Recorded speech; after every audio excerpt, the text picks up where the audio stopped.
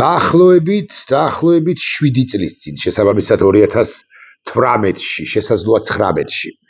შესაძლოა 20-ში, მაგრამ არ მგონია, უფრო 18-ში ან 19-ში მე მქონდა ერთი ფრიად საინტერესო საუბარი ჩემს ერთ ახლობელთან, ღიად ვიტყვი, ახლობელთან, რომელიც გავლენიანი პირია მეთქი, იყო გავლენიანი პირი და არის გავლენიანი პირი ქართული ოცნების კულისებში, კულუარებში, რომელსაც უშუალო ურთიერთობა ჰქონდა ნამდვილად და შესაძლოა ახლაც აქვს. არა ვარ დარწმუნებული, მაგრამ შესაძლოა ახლაც აქვს უშუალოდ იმასთან ის ნაჩალნიკი როა ქვეყნის და საკუთარი კოოპერატივი რო გონია ეს ქვეყანა. ამ ახლობელმა კაცმა ჩემმა გვარს არ დავასახელებ, არც არის საჯარო პერსონა. აქედან გამომდინარე გვარი, სახელი არც არაფერს გვეთყვის. არავისთვის არ არის ცნობილი მისი გვარსახელი. დავარქვათ მას პირობითი სახელით რაღაც პეტრე, ხო? პეტრემ და მითხრა ამგვარი რამ, რომ ჩვენო მუშაობთო, ანუ კულისებშიო, მუშაობთო იმ თემაზე, რომ საქართველო გახდეს ევროკავშირის წევრი და აი ნატოზე კი ღია უარი თქვას. ჩემი პასუხი იყო, ეს არის სიგიჟე, ეს არის არასწორი, რომ საქართველო უნდა გახდეს ნატოს წევრის და უკვე შემდგომ ეს მნიშვნელოვანი დეტალია, რომელსაც არ გავშლით თქვენი სტებართვით, იმიტომ რომ არ გვეყოფა ჯერ ნატოს წევრი და მერე ევროკავშირის წევრი, ასე ხდებოდა სულ ყოველთვის სხვა ქვეყნებთან მიმართებაში გაფართოების ტალღები, 2008 წლის ჩანაწერი, აპრილი, ბუქარესტი, მეპი, რა ვიცი, დავხუნძლე კონტრარგუმენტებით, მაგრამ შეუვალი იყო. ამბობდა რომ არამს და ესეთი პასუხი ჰქონდა თუ პასუხი ჩემთვის რომ რუსეთიო ეწინააღმდეგება მოგეხსენებათ თქვენო ჩვენ მოგმართავდა მე მომმართავდა ეწინააღმდეგება ამ მისი სამეზობლო ქვეყნების სწორედ ნატოში ჩრდილოატლანტიკურ ალიანსში გაწევრიანებას და მოდი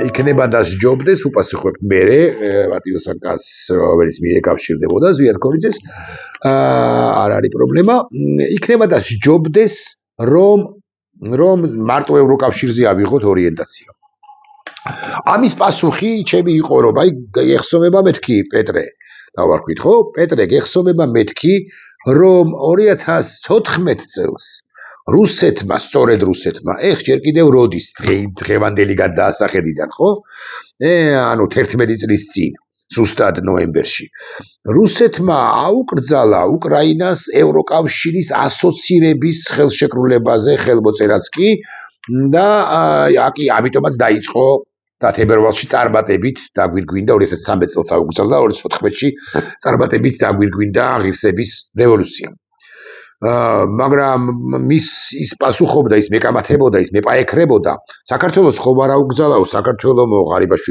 ღარიბაშვილია მაშინაც პრემიერ-მინისტრი საქართველოს ხო ხელი მოაწერაო და უკვე შემდგომ ვიზა ლიბერალიზაცია გახსნილი გვაქვს 2017 წელს მოცემული აქვს საქართველოს ვიზა ლიბერალიზაციაზეც არ გაჭედა აი ნატოზე კი გაჭედავს ამ პაექრობაში ჩემი აზრით მე გავიმარჯვე და მისი აზრით ცხადია მან გაიმარჯვა, მოკლედ ასე ჩამოვართვით თუ არ ჩამოვართვით ხელი ერთმანეთს ამას პრინციპული მნიშვნელობა არ აქვს, მოკლედ დავიშალეთ მას შემდეგ ცხადია ამჩერს ახლობელთან, რომელიც სამწუხაროდ ქოცისტანში იყო. ბევრჯერ მქონია გადაკვეთა, ბევრჯერ ვისაუბრია სხვადასხვა თემაზე, მაგრამ ამ თემას კი არ შევხებივართ. მე ამ ეს დიალოგი გავიხსენე უკვე 5 წლის წინ, როდესაც ჩემს ავტორო გადაცემაში კონტექსტში ისევ და ისევ გვარსახელის დაუსახელებლად, ოღონდ სხვა გვარი ფორმით მე ვიმსჯელე ამ საკითხზე ჩემს ედიტორიალში და ვთქვი, რომ არამც არ შეიძლება დაუშვებელია უარის თქმა ნატოზე. მიუხედავად იმისა, ამჯერად უკვე დედა ჩემი მინეკავს და მასაც დაუკავშირდები, მოკლედ ამიკლეს მეთქი ასე ვიტყვი, ამ გიორგობა დღეს. მიუხედავად იმისა, რომ დოდიში ეხლა უკვე კოკი მინეკავს იონათამიშვილი. კოკი დაგიკავშირდები 5 წუთში, 10 წუთში, 15 წუთში. ბოდიში, იმიტომ რომ ვიდეო ბლოგზე ვარ თან. ესეც არ გამოჩნდება ვიდეო ბლოგში რო გელაპარაკები. შენ გენაცვალე. მოკლედ რატო ავიღე პასუხე კოკის და არ უპასუხე დედას ჩემს ან ზვიარკორიძეს არ აქვს ხამას პრინციპული მნიშვნელობა ხო რა ვიცი შენ კოკი კაიგაცია კოკიც ხო და მე ედიტორიალში ვილაპარაკე ამ თემაზე გავშალე ეს თემა არ დაგიმალავთ არც იმას რომ მანამდე ვიდრე იმ გადაცემამდე ანუ დაახლოებით 5 წლის წინ მე მქონდა კონსულტაციები მსჯელობები განხილვები ჩემს სხვა მეგობრებთან ნატოს და ევროკავშირის საუკეთესო მცოდნეებთან ექსპერტებთან ყოფილ მინისტრებთან მინისტრების მოადგილეებთან პირებთან რომლებიც ერთი ხანობა ზოგი მათგანი დეპუტატიც კი იყო და სწორედ უსაფრთხოების კუთხით მუშაობდა და ამ საკითხებს განიხილავდა და ბერმა მათგანმა მითხრა რომ ირაკლი არ ხის ამ თემაზე ლაპარაკი არ ღირს იქანა იმიტომ რომ საინტერესო თემა არ არის არამედ ესენი ვერ გაბედავენ ეს ბანდა იყო მაშინ ეს ბანდა იყო ეს ბანდა ხელისუფლება ეს ხელისუფლება მაშინ ლეგიტიმური ქართული ოცნება ვერ გაბედავს ნატოზე უარის თქმას გამოხდა ხანი და მე ცხადია ნიშნი არავისთვის მომიგია გამოხდა ხანი და ჩვენ ჩამოვედით თუ ამოვედით 2023-მდე 24-მდე 25-მდე და უკვე სულ უფრო ხშირად ადამიანები ლაპარაკობენ იმაზე რომ იქნება და ღირდეს სწორედ ჩრდილოატლანტიკურ ალიანსზე უარის თქმა იმიტომ რომ და მე შეგვიძლია ვთქვათ იმიტომ მაგალითად ზოგი აბავს ამგვარ კუთხს რომ ასე ამართლებს რომ რუსეთი ჩვენ შეგვეხიდება აფხაზეთისა და ცხინვალის რეგიონის დაბრუნებაში თუ ჩვენ სწორედ ჩრდილოატლანტიკურ ალიანსზე ღიად ვიტყვით თუ არს არა და ღიად ვერც ვამბობ თუ არს იმიტომ რომ ჩვენს არჩევანს ნებისმიერი ხელისუფლებისა ამყარებს ჩვენი არჩევანი დაფუძნებულია მიხეილ სააკაშვილის ხელისუფლების დროს 2008 წელს 5 იანვარს ჩატარებულ რეფერენდუმის შედეგებს ამ რეფერენდუმის შედეგებს ასე ვერ დახევ მაშინ უნდა გააუქმო და ახალი რეფერენდუმი ახალი დანიშნო ჩაატარო სხვა შედეგი მიიღო ობიექტური უნდა იყოს ამასთან ის სამართლებრივი და ობიექტური ეჭვგარეშე და სხვა შედეგი მიიღო და მე უკვე იმ ახალ შედეგს უნდა დააფუძნო საკონსტიტუციო ჩანაწერიც უნდა შეცვალო და ასე შემდეგ საკონსტიტუციო სასამართლოს ჩანაწერსაც ვერ ცვლის ეს ბანდა ხელისუფლება იმიტომ რომ მას 113 დეპუტატი რაც გარდაულა დაუცილებელია ყისიერად საკონსტიტუციო ჩანაწერების შეცვლისათვის ნებისმიერი ჩანაწერის შეცვლისათვის მას 113 დეპუტატი არ ყავს თუ არჩევნებს ჩანიშნავს პირობითად მაისის თვეში მანამდე თუ პარალელურად ჩაატარებს ამხსენებულ რეფერენდუმს მიიღებს მისთვის სასურველ შედეგს 51 და პლუს 50 და პლუს პროცენტით უარს იტყვის ქართული საზოგადოება ნატოზე და მე უკვე 113 დეპუტატის ეყოლება ახალი ეგრეთ წოდებული არჩევნების შედეგად ეს კიდევ შესაძლებელი არის მაგრამ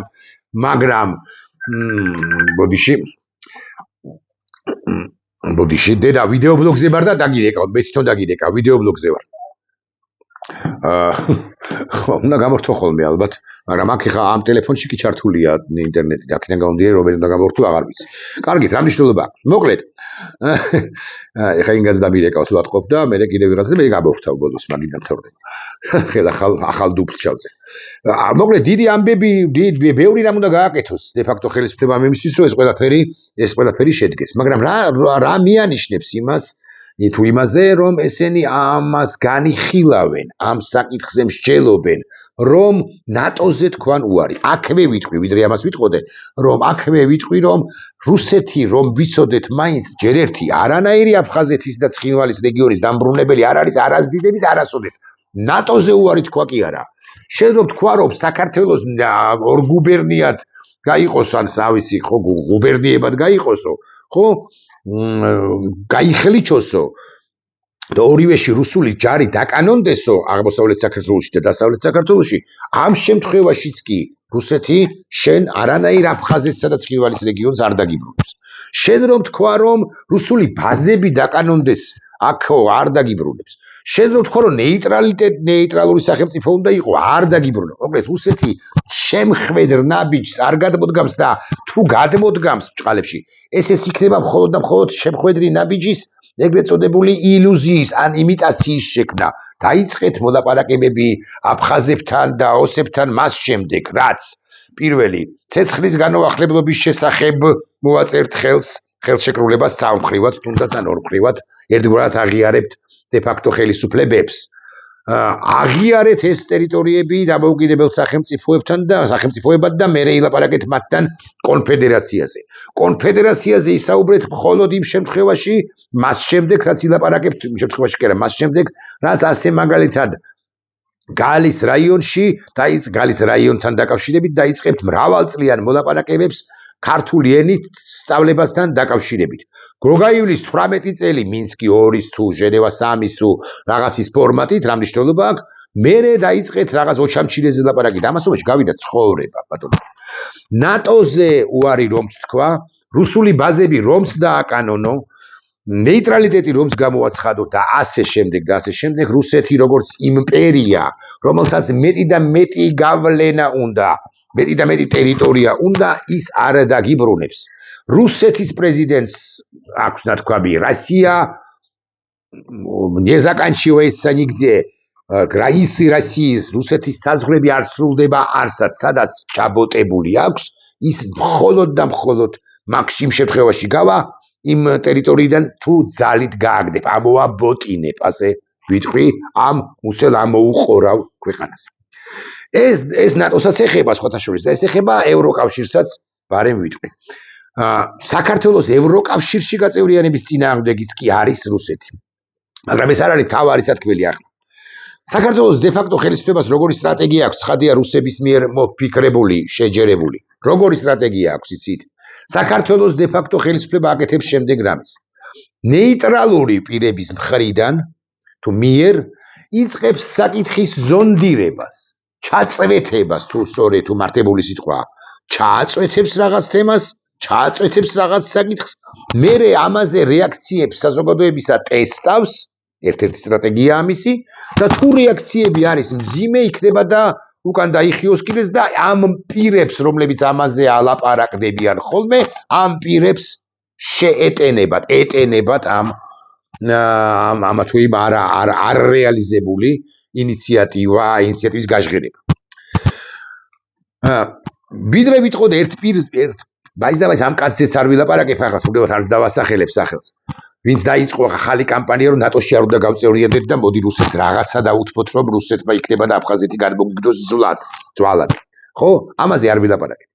მანამდე ვილაპარაკებ ერთ ცირეულ საკითხზე. ჩვენ აფხაზეთს ვერ დავიბრუნებთ მანამ, სწრაფად წარმოთქვი, რომ არ მობიჭრად. ჩვენ აფხაზეთს ვერ დავიბრუნებთ მანამ, სანამ რუსეთი როგორც სახელმწიფო არ დასუსტდება და საერთაშორისო თანამეგობრობა ჩვენთან ერთად არ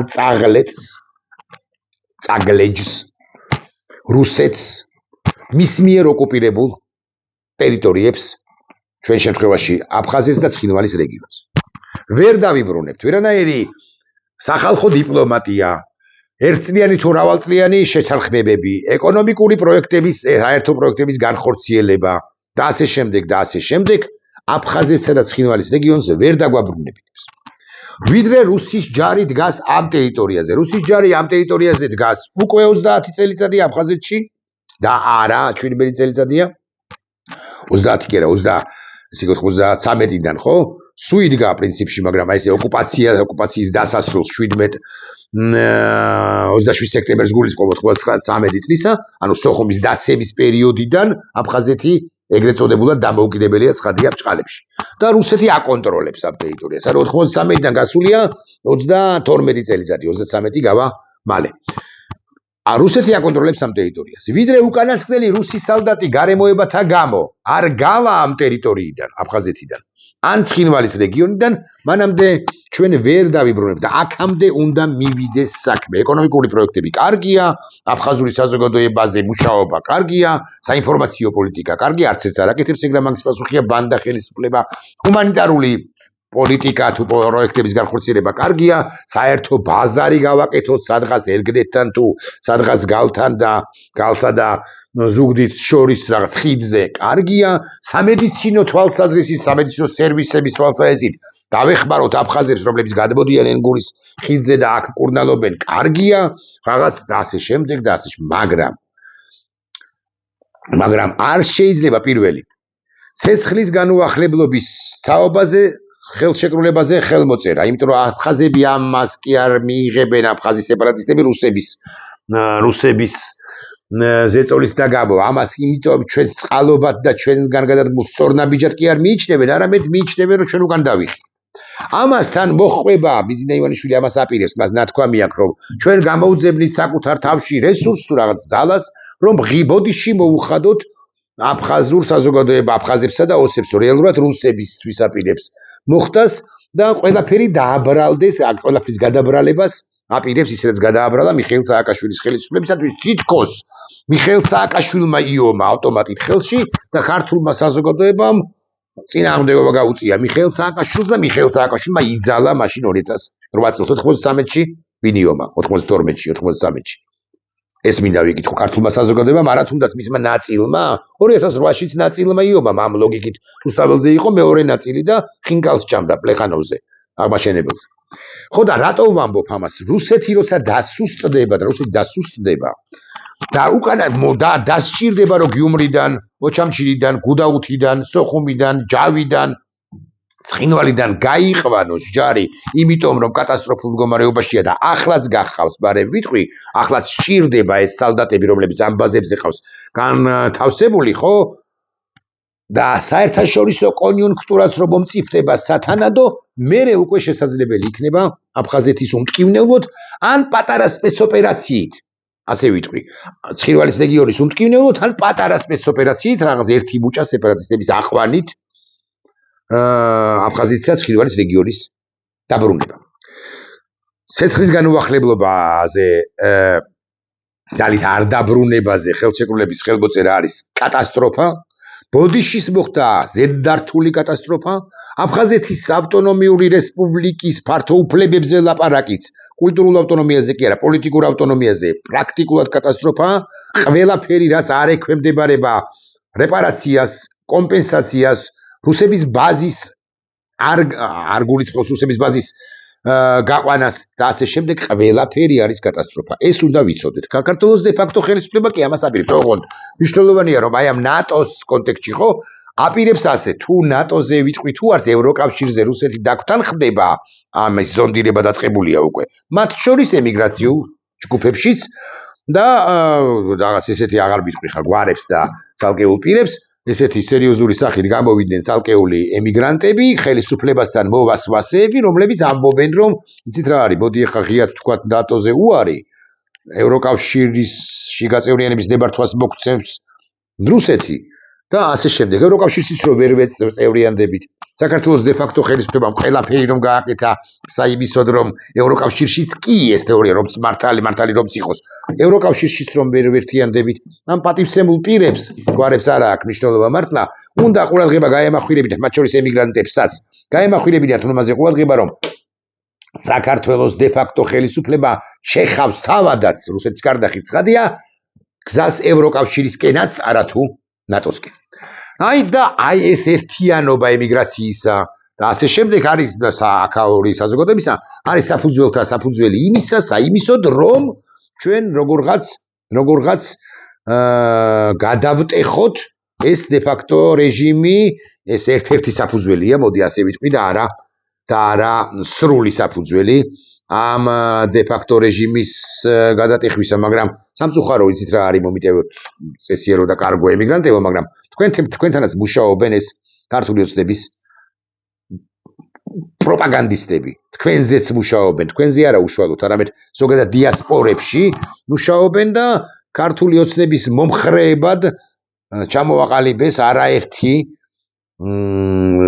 წასული ქვეყნის ფარგლებს გასული ემიგრანტი, რომლებსაც ასევე უწყვეტენ, ეგრა მაგის პასუხია ხმის უფლებას, უჩერებენ, ართმევენ უფრო ზუსტიო იყო, თუმცა მათ როგორც ადმინ რესურსს, ასე უნდა დავარქვათ, ქვენისთება გარკვეულ რესურსს, სახელისუფლო რესურსს, უთუოდ გამოიყენებენ ნებისმიერ მათეული გაგებით არჩევნებში და მათ გვარსახელებს ყოველ შემთხვევაში შეთანხმებითაც მათ ჩამოუსწრებლად გამოიყენებენ მათ გვარსახელებს არჩევნებში თითქოს და მათ მიიღეს მონაწილეობა რაღაც არჩევნებში რაღაცა სპექტაკლებს დადგამენ. საქართველოს ნატოს გარეშე არის საქართველოს დასავლეთის გარეშე არის გრუზია დასავლეთის ორი ღერძი, ორი ფუნდამენტი, ორი დედაბოძი არის ნატო და ევროკავშირი.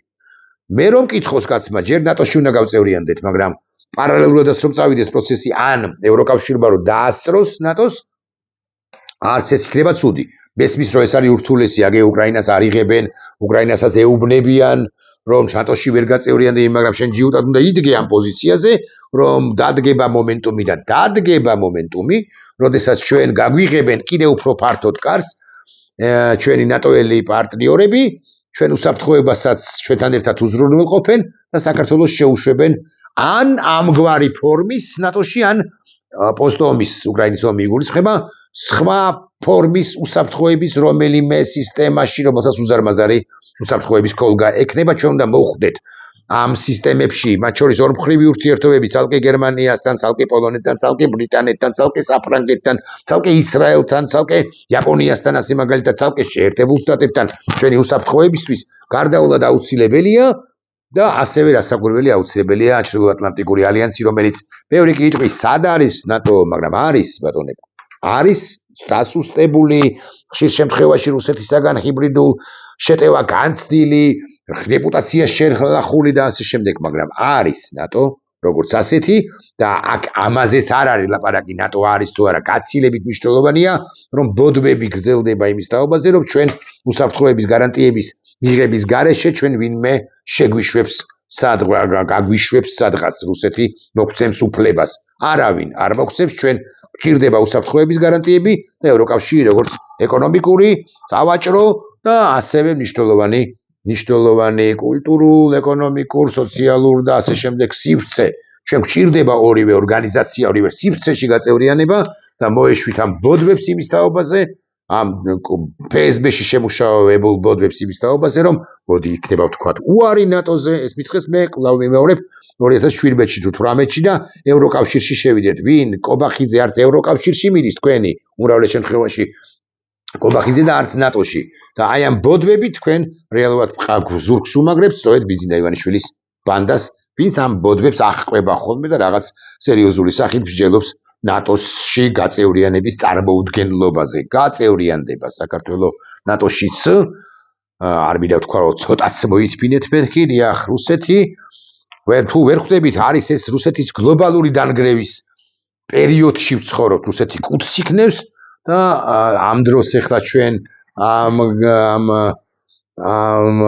პერიოდში ჩვენ რაღაცა საკუთარ ეროვნულ უსაფრთხოებაზე ვთქვათ უარი, ავისი ღალატი ამ ქვეყნისა, სხვა კი არაფერი არა, სხვა არაბეთს არის ღალატი, მაგრამ ესეც ღალატია ამ ქვეყნისა, შეგვეშინდეს, დავფრთხეთ და რაღაც ვითარცა ლერწამნი ქართაგან ძლიერთა ავშრიალ დავხრიალდეთ ამასობაში, ხო, ვირხეოდეთ ამასობაში. ნატოში გაწევრიანდება საქართველოს იქნება დასავლეთის წევრი, ნატოზე უკეთესი იქნება, იმის წევრიც იქნება, ოღონდ უნდა ვიყოთ მყარად ბრგედ და ბზარი არ უნდა გაგვეპაროს ხმაში აჩქარებულებს ან დამფრთხალებს რუსეთის ბოროტებისა და გამო. ნახვამდის.